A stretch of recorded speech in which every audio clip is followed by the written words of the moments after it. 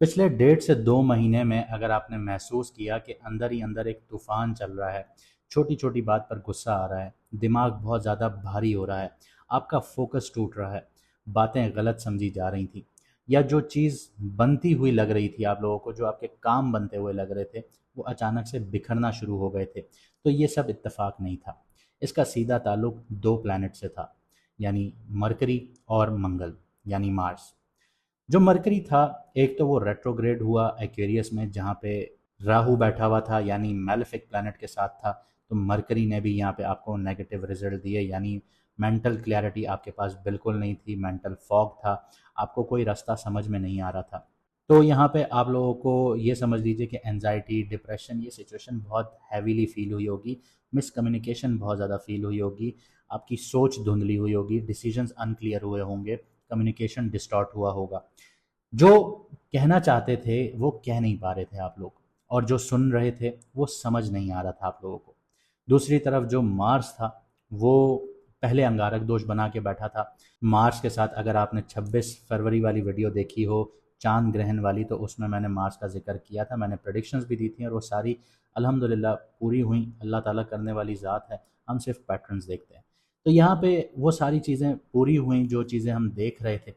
तो अब जो मार्स है वो पाइसेस में आया था, पाइसेस में आने के बाद जो उसकी फायरी नेचर थी वो ख़त्म हो गई, पानी का जो एलिमेंट था पाइसेस का, उसने उसकी एनर्जी को दबा दिया, सैटर्न ने और ज़्यादा दबाव डाला, सन भी था। तो यहाँ पे एक नीच वाली सिचुएशन बन गई थी कि अभी तक आप लोग जब ये वीडियो देख रहे होंगे तब तक आप लोग एक ऐसी सिचुएशन में होंगे कि बिल्कुल गुस्से वाली सिचुएशन, डिप्रेशन, एनजाइटी, ये सारी चीज़ें ट्रिगर कर रही थी। लेकिन अब मार्स ट्रांजिट कर रहा है एरीज़ में, और एरीज उसका अपना घर है, और ये घर जो है फायरी नेचर का है, फायरी एलिमेंट का है, और मार्स की अपनी जो एलिमेंट है वो फायर है। तो यहाँ पे अब मार्स जो है वो कमज़ोर नहीं रहेगा। अब मार्स यहाँ पे आपको एक्शन प्रोवाइड करेगा, आपको हिम्मत देगा।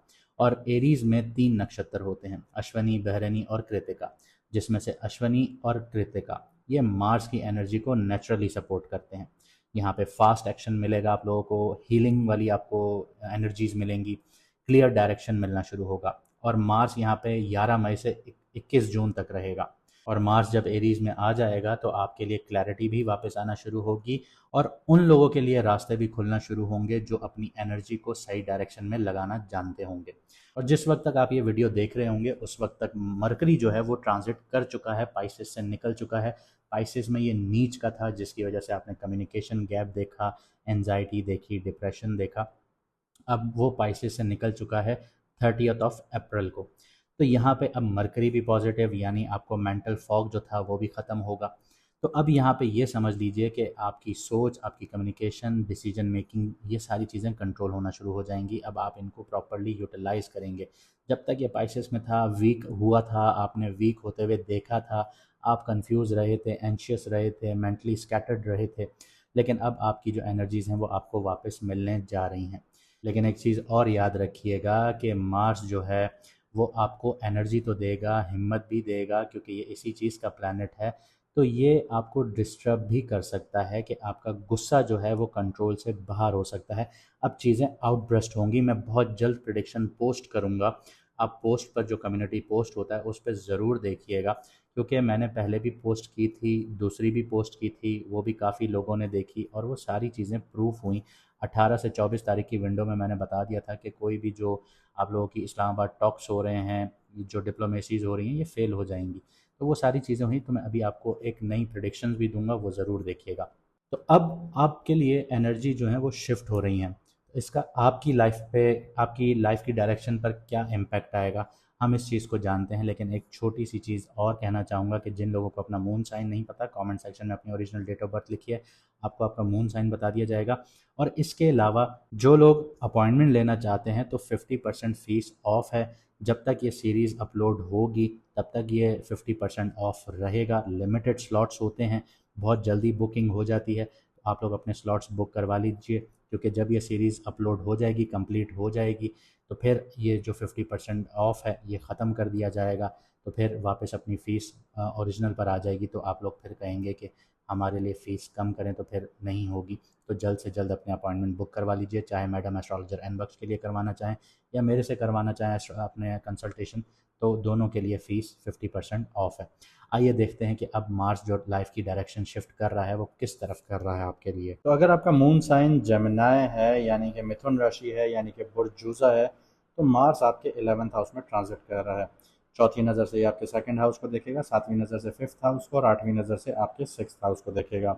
ये एक डिज़ायर ड्रिवन, हाई मुनाफों वाला और हाई रिस्क वाला फेज़ होगा। इसका इम्पैक्ट आपके करियर, जॉब, बिजनेस, फाइनेंस पर कैसे आता है? तो 11th हाउस में जो मार्स है, इसका मतलब है कि एक स्ट्रॉन्ग एम्बिशंस आपके अंदर आना शुरू होंगी। साथ ही साथ मुनाफों की अर्ज भी होगी, यानी ख्वाहिशात भी बहुत ज़्यादा बढ़ना शुरू हो जाएंगी। नेटवर्किंग से आप लोगों को फ़ायदा भी होगा। तो इनकम जो अपॉर्चुनिटीज़ हैं वो आना शुरू होंगी आप लोगों के लिए। गोल्स जो हैं वो एग्रेसिवली परस्यू करना शुरू करेंगे आप लोग। लोगों से काम निकलवाना आप लोगों को आना शुरू होगा। लेकिन सेकंड हाउस पर जो नज़र पड़ती है वो पैसा लाएगी तो ज़रूर आपके पास, लेकिन रुकेगा नहीं आपके पास। एक हाथ से आएगा, दूसरे हाथ से निकल जाएगा। इसके अलावा छठे घर की भी एक्टिवेशन होती है, तो कंपटीशन इंटेंस हो जाएगा आप लोगों के लिए। यहाँ पे आप लोगों ने स्मार्ट नेटवर्किंग करनी है, मल्टीपल इनकम स्ट्रीम्स को एक्सप्लोर करना है, आप लोगों ने सेविंग्स पर फोकस करना है। आपने लालच को आप लोगों ने अवॉइड करना है। जल्दी पैसा कमाने के चक्कर में रिस्क नहीं लेना आप लोगों ने। हार्श कम्युनिकेशन, चाहे फैमिली हो, क्लाइंट्स हो, इनके साथ आप लोगों ने अवॉइड करनी है। अब लव रिलेशनशिप्स और मैरिड लोगों की बात करते हैं, तो यहाँ थोड़ा ड्रामा आ जाता है आपकी ज़िंदगी में। फिफ्थ हाउस पर जो मार्स की नज़र है, पाँचवीं ओ सॉरी सातवीं, वो पड़ती है। तो यहाँ पे अट्रैक्शन बहुत ज़्यादा स्ट्रांग हो जाती है, लेकिन यहाँ पे इम्पेशंस भी बहुत ज़्यादा स्ट्रांग हो जाती है, यानी बेसब्रापन भी आ जाता है। सिंगल्स के लिए फास्ट कनेक्शंस होना शुरू हो जाएंगे, लेकिन जल्दी इंटरेस्ट लूज भी होगा। मैरिड लोगों की बात करें तो ईगो क्लैशेस हो सकते हैं, छोटी बात पर आर्ग्यूमेंट्स हो सकते हैं। सिक्स्थ हाउस जो है वो उसकी जो इन्वॉल्वमेंट है वो आपको कॉन्फ्लिक्ट, जो आपके कॉन्फ्लिक्ट्स हैं उनको एस्केलेट करवा सकती है। तो यहाँ पे आप लोगों ने करना ये है कि एक तो अपनी कम्युनिकेशन को बहुत काम और बहुत आहिस्ता से, बहुत नरम मिजाज में आप लोगों ने करनी है। इमोशनल कंट्रोल रखना है अपने अंदर, और ओवर रिएक्शन अवॉइड करना है, डोमिनेंस अवॉइड करनी है, दूसरे के ऊपर हावी नहीं होने की कोशिश करनी, अननेसेसरी आर्ग्यूमेंट्स अवॉइड करने हैं। हेल्थ की बात की जाए तो ये एरिया आप लोग इग्नोर नहीं कर सकते, क्योंकि सिक्स्थ हाउस एक्टिव है। तो स्ट्रेस और इन्फ्लेमेशन यानी तेज़ाबियत भी आप लोगों को देखने को मिल सकती है। साथ ही साथ ब्लड से रिलेटेड इश्यूज़ आ सकते हैं, ब्लड प्रेशर से रिलेटेड इश्यूज़ आ सकते हैं, माइग्रेन से रिलेटेड इश्यूज़ आ सकते हैं। इसके अलावा सेकंड हाउस की भी एक्टिवेशन है, तो ये आपको ईटिंग हैबिट्स जो हैं वो आपकी डिस्टर्ब कर सकता है। यहाँ पे एसिडिटी, ब्लड प्रेशर फ्लक्चुएशंस देखने को मिल सकते हैं, स्ट्रेस देखने को मिल सकता है। क्या करना है आप लोगों ने? यहाँ पे आप लोगों ने अपनी डाइट को कंट्रोल करना है, फिजिकल एक्टिविटीज़ में इन्वॉल्व होना है, रूटीन मेंटेन करनी है, आपने जंक फूड अवॉइड करना है, अपना गुस्सा अवॉइड करना है, इरेगुलर लाइफस्टाइल आप लोगों ने अवॉइड करना है। अब इरेगुलर लाइफस्टाइल ये है कि आप लोगों का कोई डिसिप्लिन फॉर्म नहीं है, आप रात को जल्दी नहीं सो रहे हैं, सुबह जल्दी नहीं उठ रहे हैं, काम नहीं टाइम पर कर रहे हैं, तो ये इरेगुलर आपकी लाइफस्टाइल है। तो इन चीज़ों को आप लोगों ने मेंटेन करना है। तो ये ट्रांजिट आपको अपॉर्चुनिटीज़ देगा बिल्कुल, लेकिन साथ ही साथ टेस्ट भी लेकर आएगा आपके लिए। ये आपको ये बताएगा कि क्या आप वो जो टेस्ट है हैंडल कर सकते हैं या नहीं। अगर कर लिया तो पैसा भी आएगा, रिश्ते भी बन जाएंगे, ग्रोथ भी मिल जाएगी।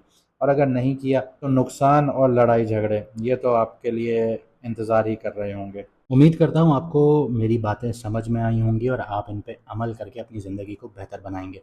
अगर आपको वीडियो अच्छी लगी तो लाइक, शेयर और चैनल को सब्सक्राइब ज़रूर कीजिएगा। कमेंट में अपनी राय ज़रूर दीजिएगा। मिलते हैं अगली वीडियो में सितारों के सफ़र पर।